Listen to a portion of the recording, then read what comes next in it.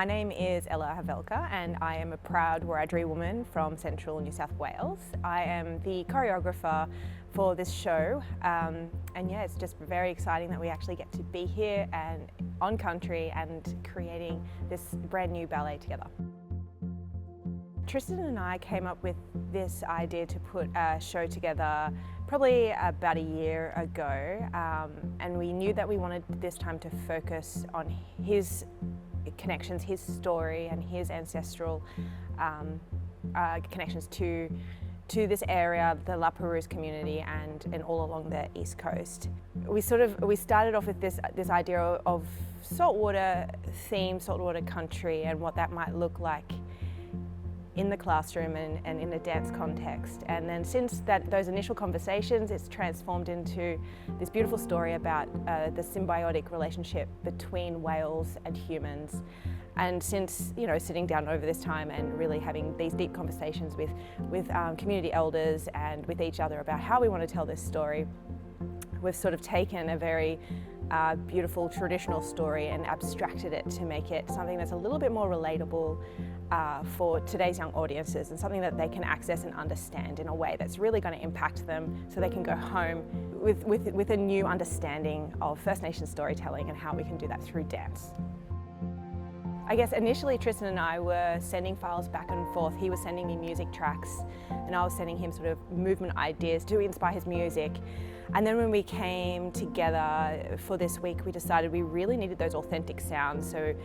he recorded some sounds of the beach and the waves, and then incorporated it into the tracks that he'd already started working on. And then I asked the dancers to respond to the movements of the beach and the sound of the beach and what the water patterns feel like and look like. You know, we started making movement language using words that inspire